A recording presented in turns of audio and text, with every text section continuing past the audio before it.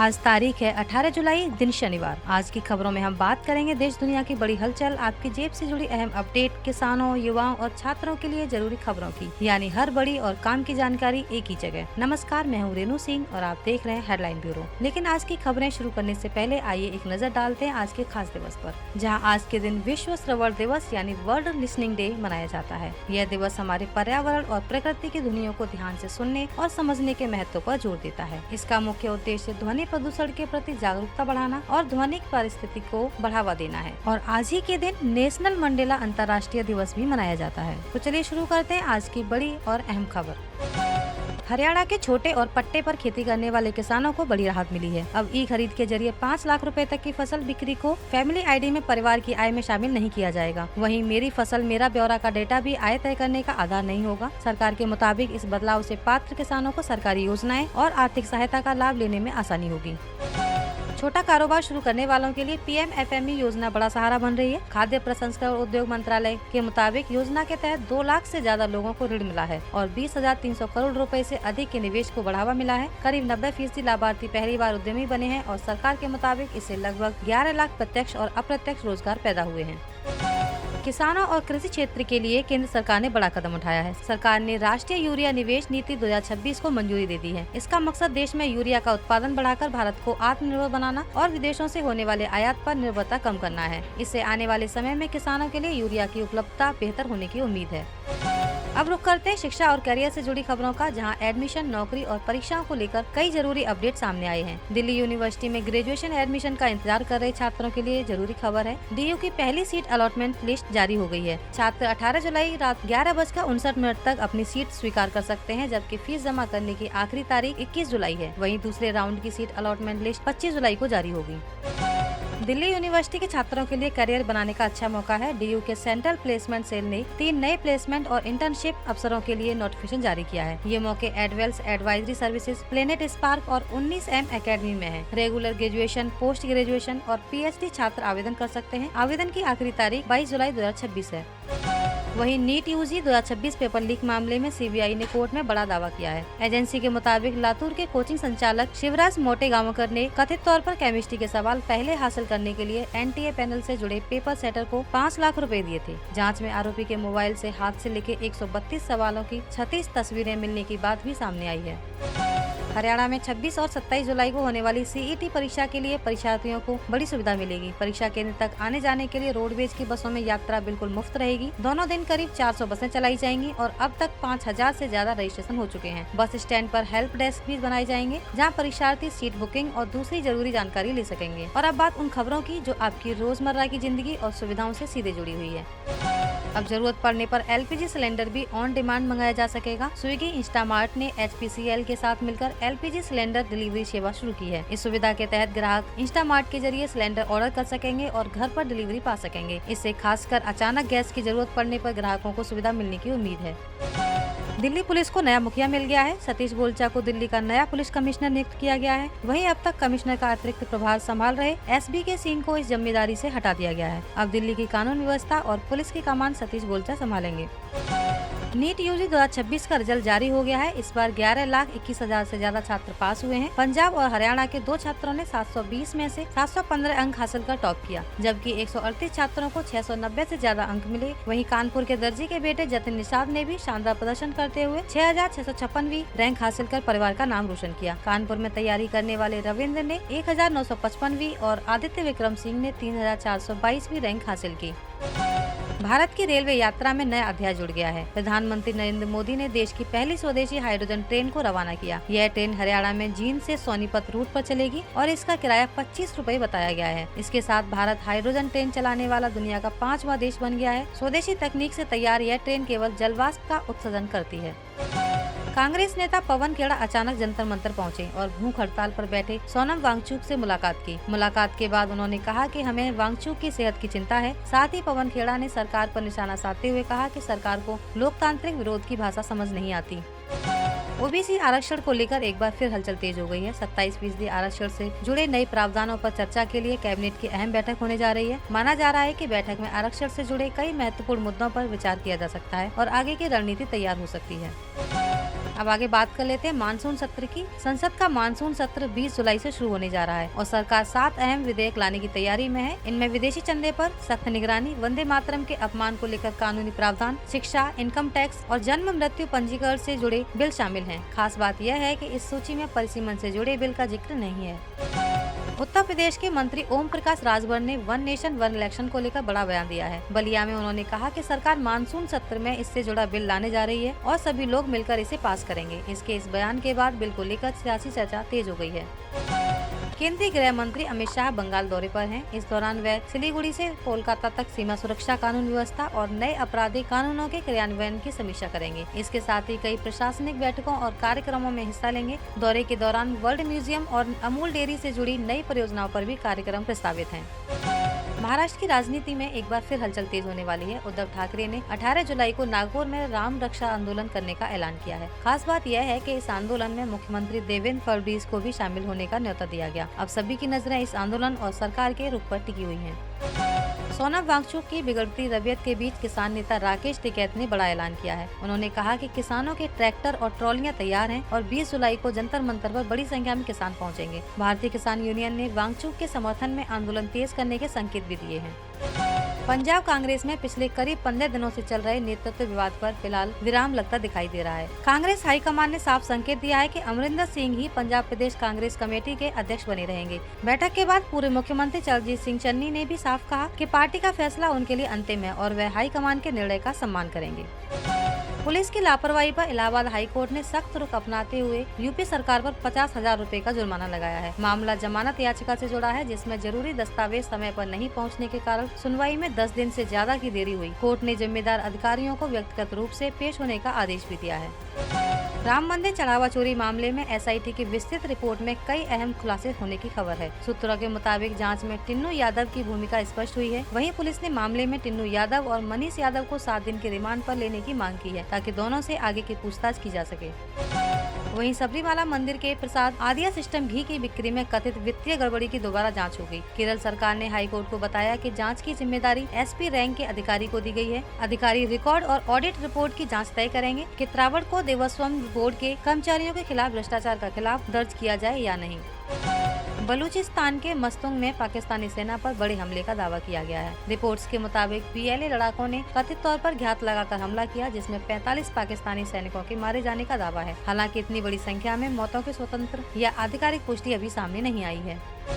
Middle east में बढ़ते तनाव और हॉर्मुज रूट पर लगातार हो रहे हमलों के बीच सरकार ने बड़ा एहतियाती फैसला लिया है। 14 भारतीयों की मौत की खबरों के बाद अगले आदेश तक इस रूट से गुजरने वाले जहाजों पर भारतीय नाविकों की तैनाती नहीं की जाएगी। जहाज मालिकों, प्रबंधकों और भर्ती एजेंसियों को इस संबंध में सख्त निर्देश जारी किए गए हैं।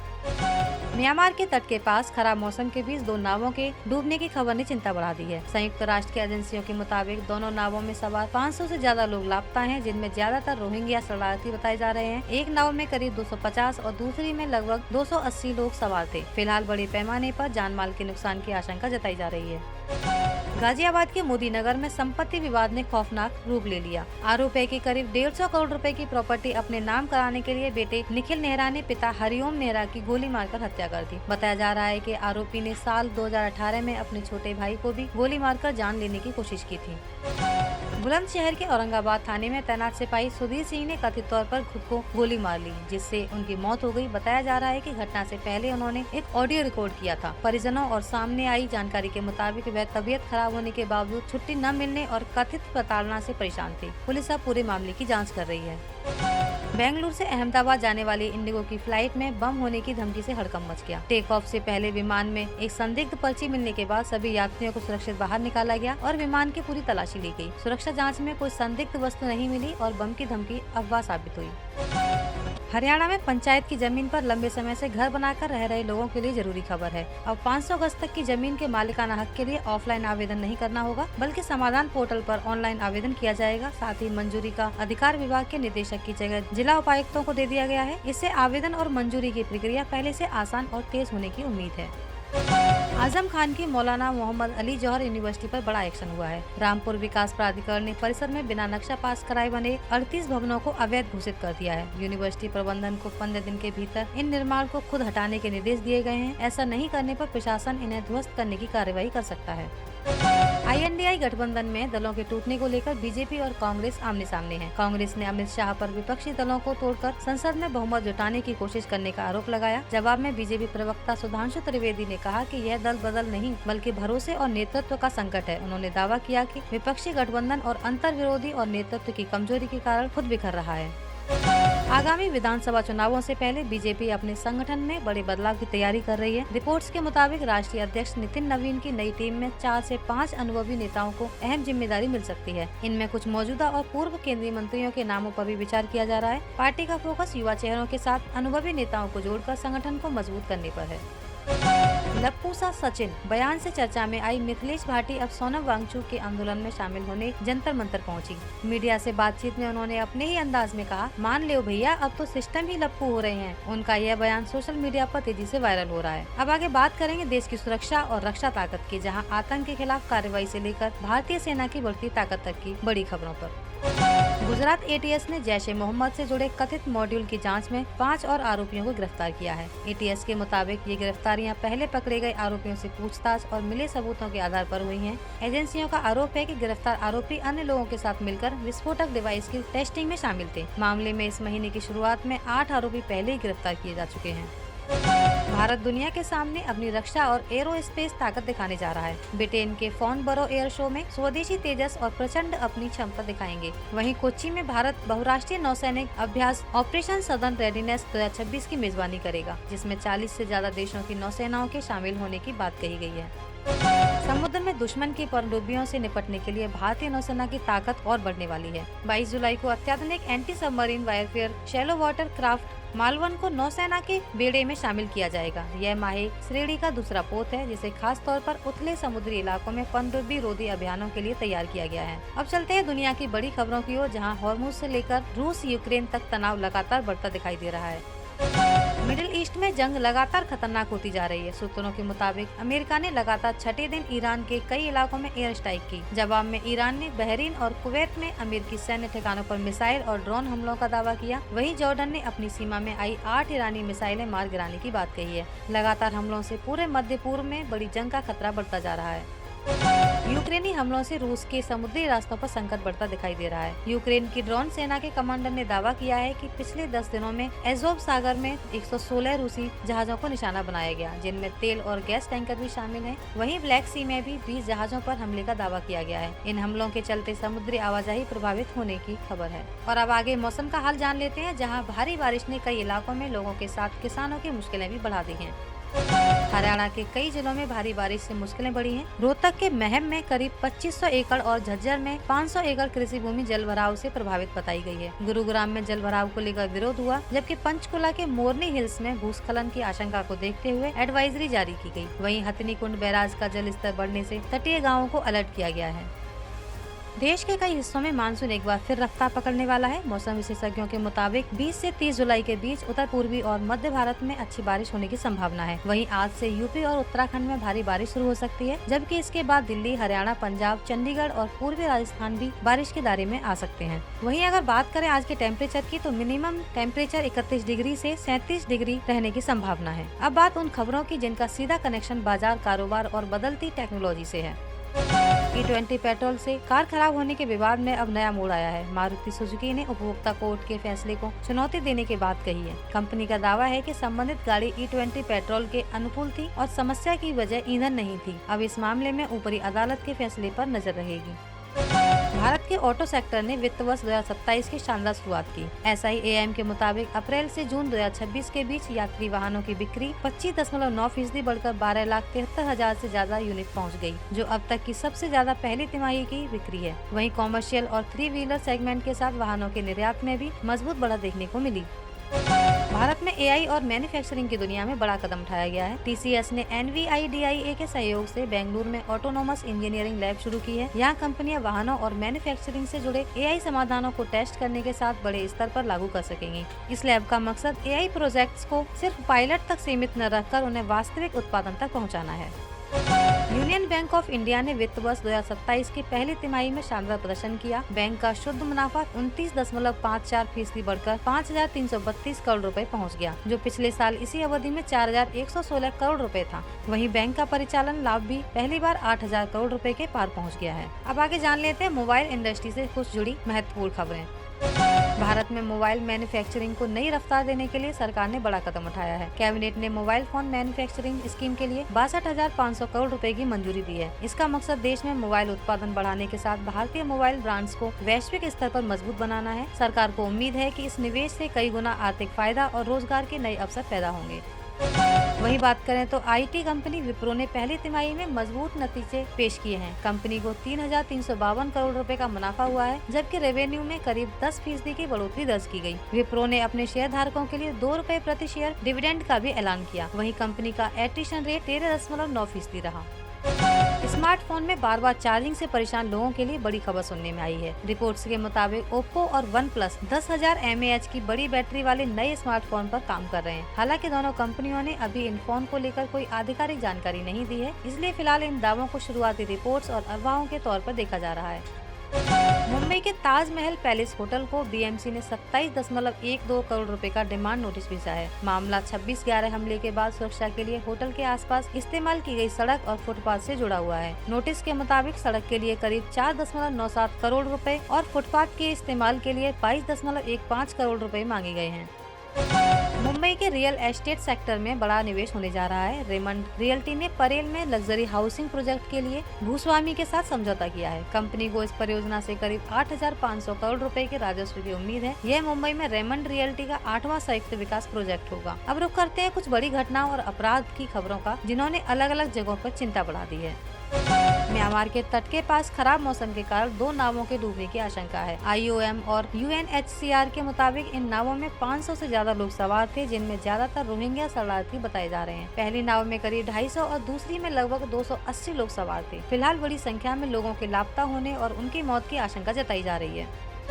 पश्चिम बंगाल के मुर्शिदाबाद में दर्दनाक हादसा हुआ है। गोविंदपुर रेलवे फाटक पार करते समय स्कूली बच्चों को ले जा रहा वाहन तेज रफ्तार ट्रेन की चपेट में आ गया। हादसे में 2 बच्चों और 1 बुजुर्ग की मौत हो गई, जबकि कई बच्चे घायल हुए हैं। गंभीर रूप से घायल बच्चों को अस्पताल में भर्ती कराया गया है। वहीं फिरोजाबाद में इटावा SOG टीम और बदमाशों के बीच मुठभेड़ हुई। पुलिस के मुताबिक शिकोहाबाद रेलवे स्टेशन के पास हुई गोलीबारी में 2 बदमाश मारे गए, जबकि SOG के 2 सिपाही गंभीर रूप से घायल हुए हैं। पुलिस का कहना है कि दोनों वांछित बदमाश गाजियाबाद से ट्रेन के जरिए झारखंड भागने की कोशिश कर रहे थे।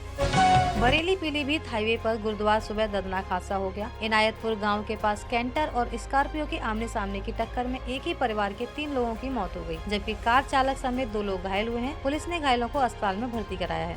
अब बात आस्था और धर्म से जुड़ी खबर की, जहां श्रावणी मेले में जाने वाले शिव भक्तों के लिए रेलवे ने खास सुविधा दी है। श्रावणी मेले में बाबा के दर्शन के लिए जाने वाले श्रद्धालुओं के लिए रेलवे ने राहत दी है। साउथ बिहार एक्सप्रेसवे का महादेवसाल स्टेशन पर अस्थायी ठहराव जारी रहेगा। यह व्यवस्था 30 जुलाई से 28 अगस्त 2026 तक लागू रहेगी, जिससे यात्रा करने वाले कांवरियों और शिव भक्तों को काफी सुविधा मिलेगी। अब रुख करते हैं कोर्ट, कानून और जनहित से जुड़ी खबरों का, जहाँ न्यायिक व्यवस्था से लेकर स्वास्थ्य और सुविधाओं तक अहम अपडेट सामने आए हैं। चंडीगढ़ के सेक्टर 43 स्थित जिला अदालत परिसर में नया कोर्ट कॉम्प्लेक्स बनाने की तैयारी है। इसमें 10 नए कोर्ट रूम, स्पेशल कोर्ट और रिकॉर्ड रूम बनाए जाएंगे। नई मल्टी लेवल पार्किंग तैयार होने के बाद पुराने पार्किंग क्षेत्र में इस प्रोजेक्ट का रास्ता साफ हो गया है। नए न्यायिक ढांचे से लंबित मामलों के निपटारे में तेजी आने की उम्मीद है। आंध्र प्रदेश में कोविड के मामलों में एक बार फिर चिंता बढ़ा दी है। 26 जून से 17 जुलाई के बीच राज्य में 12 नए मामले सामने आए हैं, जबकि 4 मरीजों की मौत की खबर है। बताया जा रहा है कि मृतकों के पहले से गंभीर बीमारियां थीं। ऐसे में स्वास्थ्य को लेकर सावधानी बरतने की जरूरत एक बार फिर बढ़ गई है। इलाज के बढ़ते खर्च और बीमा क्लेम में होने वाली परेशानियों पर अब संसदीय समिति ने सख्ती दिखाई है। समिति ने गंभीर बीमारियों का इलाज सस्ता करने के साथ आयुष्मान भारत, CGHS और जन औषधि जैसी योजनाओं की पहुंच बढ़ाने पर चर्चा की है। वहीं तकनीकी कारण बताकर बीमा क्लेम खारिज करने या भुगतान में देरी करने वाली कंपनियों के मुद्दे पर IRDAI से जवाब मांगा गया है। और अब चलते हैं खेल के मैदान पर।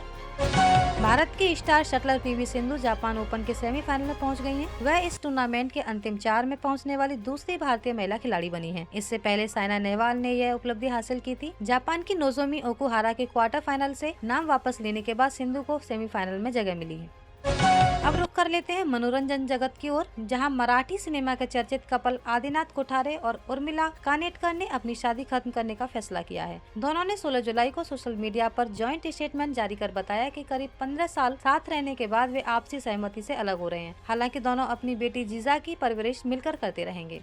सलमान खान अपनी एक्स गर्लफ्रेंड सोमी अली के आरोपों को लेकर एक बार फिर चर्चा में है। सोमी ने दावा किया है कि सलमान ने उन्हें फिल्म इंडस्ट्री में ब्लैकलिस्ट करवाकर उनके करियर को नुकसान पहुंचाया। इसके साथ ही उन्होंने कहा कि उन्होंने सलमान को बिश्नोई समाज से माफी मांगने की सलाह दी थी और दोनों पक्षों से संपर्क की कोशिश भी की थी, लेकिन कोई जवाब नहीं मिला। सोमी ने यहाँ तक दावा किया कि सलमान उनका पीछा तब तक नहीं छोड़ेंगे जब तक उनकी मौत नहीं हो जाती। लेकिन इन आरोपों के बाद सलमान खान की तरफ से अभी तक कोई प्रतिक्रिया सामने नहीं आई है। और आखिर में जानते हैं आज का राशिफल, किन राशियों के लिए दिन शुभ रहेगा और किसे थोड़ी सावधानी बरतने की जरूरत है।